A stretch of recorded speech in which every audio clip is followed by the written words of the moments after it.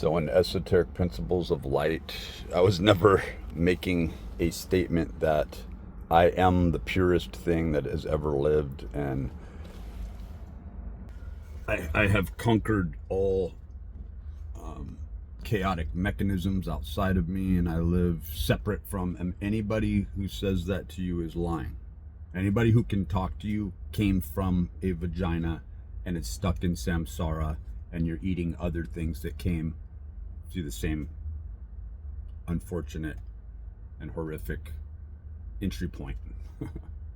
So if you are intellectually driven, if you are mathematically driven, very rationalistic thinker, if you are more esoterically inclined, that is spiritually driven, and that is your motivation, maybe it's where you were raised, maybe it's just the variables, the players in the role, the construct that creates a formalized system so that you can go about and believe in something more, right?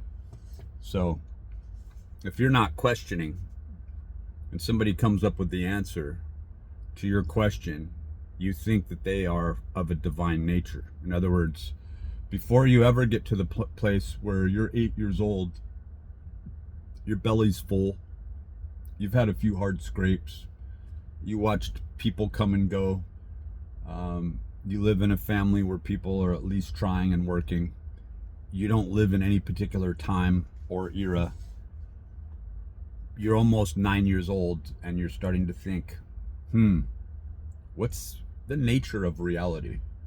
What is this pervading force that seems to interplay and dialogue with me? You know, and then once you start to postulate that, you are in an intellectual space. Now, certain people can play the role more so of that higher intellectual pecking order and take the place for you. And those are all existential false constructs that don't become a part of you. You're never going to learn existentially how to apply things intrinsically, right? It works in just the opposite way, where all those intrinsic details have to teach you that you don't look on the existential. It's very transcendental. It's very transcendental, and in fact, it's so pivotal that you see that no other information is then going to be allowed in. Like when you see somebody who's playing a role in society, in a toxic society, on your sympathies, you'll be able to see it, as opposed to, well, you know, I'm buying my stairway to heaven, it works on that end, and I look like a good person and I feel like a good person, so I'm just going to play the role with this person out here that is begging, or they don't even beg anymore. People will try to look so pathetic. And the people, you got to understand that the people that are out there in society that you see, they are putting on an act. There's never a point where you get to a point where you go, oh, I have to turn to society. I have to turn to holding this sign.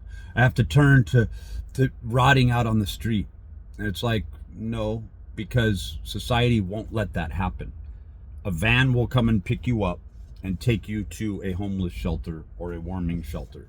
If you're not able to sit there, then they will take you to a hospital, and then they will begin to process you, just like Nazi Germany, 1937, 1942, in that era, right?